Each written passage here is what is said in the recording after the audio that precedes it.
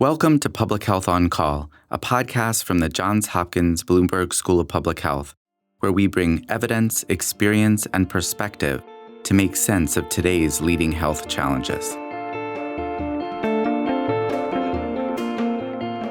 If you have questions or ideas for us, please send an email to publichealthquestion@jhu.edu. That's publichealthquestion@jhu.edu for future podcast episodes.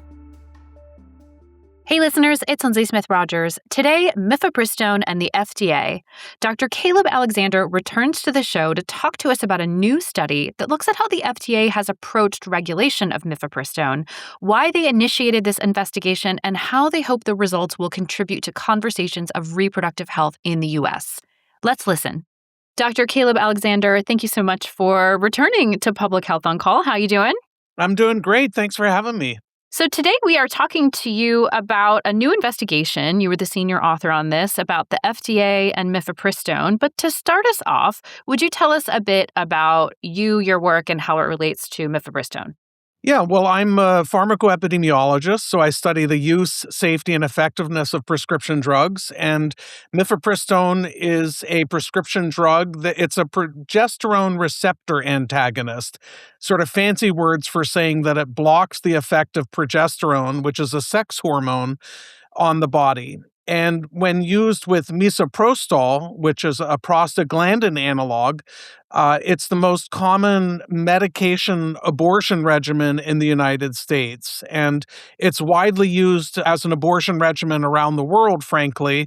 Mifepristone can also be used for women who have had a spontaneous but incomplete miscarriage or abortion. And it can also be used for a completely distinct purpose, which is to reduce high sugar levels in adults with Cushing's syndrome. And so today we're talking about Mifepristone specifically in the reproductive health sense. Now, what are the risks of taking Mifepristone? Well, I want to say at the outset, Lindsay, that the FDA has consistently determined that Mifepristone is safe and effective for its intended use. But with that being said, all drugs have risks, and most prescription drugs have rare but serious risks. Consider that even Tylenol, can cause liver failure if it's used in the wrong way.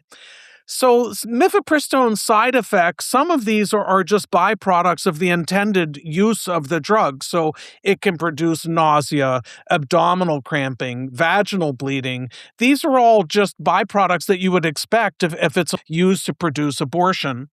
In rare instances, it can cause significant vaginal or uterine bleeding. And in rare cases, it can cause severe infection or sepsis. So we've heard a lot about Mifepristone. We've covered it a little bit on this podcast, but just to bring us up to speed, why has this drug been controversial? Well, simply put, it's been swept up in national debates about abortion access and reproductive rights. So you have some arguing that the FDA's regulation, which we'll get to, has been too restrictive, and that it's been completely unnecessary. And then you have others arguing that it's not strict enough and that the range should be tightened. So let's get to this paper that you worked on.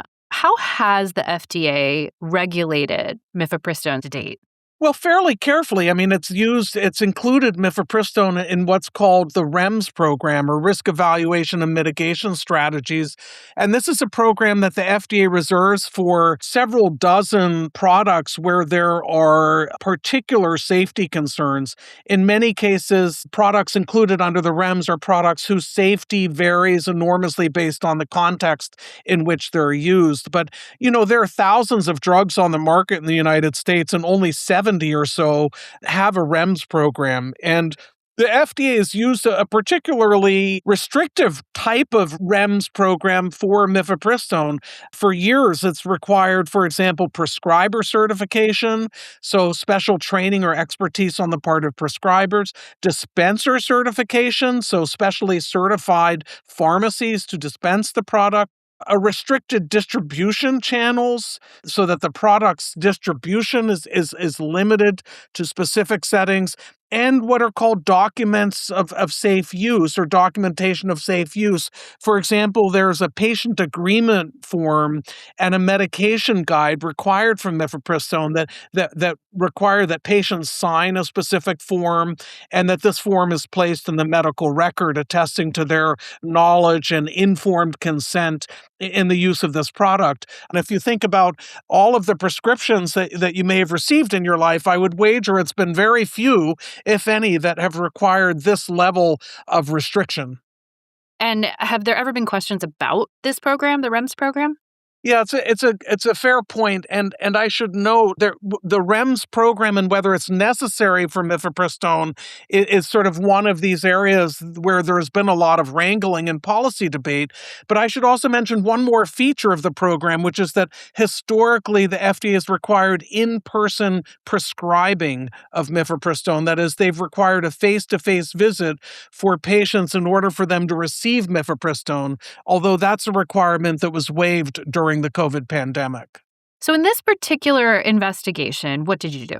Well, we wanted to understand the communications and deliberations that the FDA had taken internally in regulating mifepristone. And so we filed a Freedom of Information Act request and obtained hundreds of documents, thousands of pages, including assessments of the REMS program that manufacturers submitted, FDA responses to these assessments, internal FDA correspondence between the FDA and manufacturers, as well as external communication from outside organizations contacting the FDA. For example, there's a professional society called ACOG, or the American College of Obstetricians and Gynecologists, or the Society for Maternal Fetal Medicine.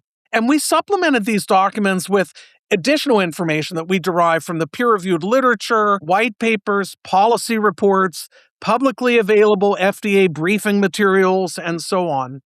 And so we reviewed and cataloged each document and identified its origin and its subject and its date and its length and whether it was redacted at all or not, and really relied upon a close reading of these internal documents with multiple trained reviewers. And our focus was on identifying key themes, key moments in the regulatory history of this drug, key themes regarding the FDA's actions. And our study team included senior investigators with extensive experience in health law and health regulation.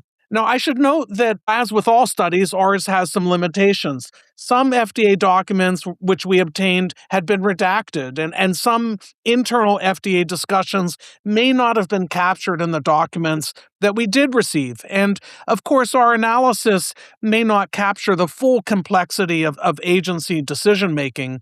But nevertheless, these documents really do provide a unique and unprecedented window through which to understand the FDA's regulation of this important and highly scrutinized product. And what did you find with all of this? Well, there were three main findings. So the first was consistent findings on safety. The FDA has monitored the safety of this product through spontaneous adverse event reports, clinical studies, sponsor-submitted assessments, published literature, information by professional organizations and advocacy groups, such as those I mentioned a minute ago. And the FDA has repeatedly found that mifepristone safety is well characterized, that spontaneous adverse event reports are rare, and that best practice guidelines suitably minimize these major risks. We also found there was a lack of ideologic bias on the part of the FDA staff. In other words, they focused their recommendations on the evidence, as you would hope, right?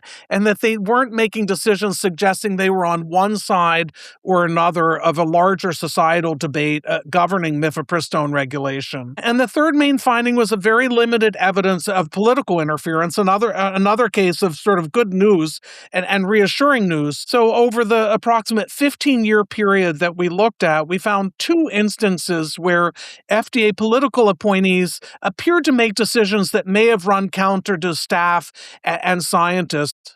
What does all of this mean going forward? Well, mifepristone is likely to remain a flashpoint in reproductive health policy. There's ongoing litigation around the product, which has generated a lot of uncertainty. The Alliance for Hippocratic Medicine case, while the Supreme Court dismissed it, it left open the door for future plaintiffs to revisit similar arguments. Some states have challenged the FDA's approval of mifepristone, and there are broader campaigns that target abortion providers and access to reproductive care.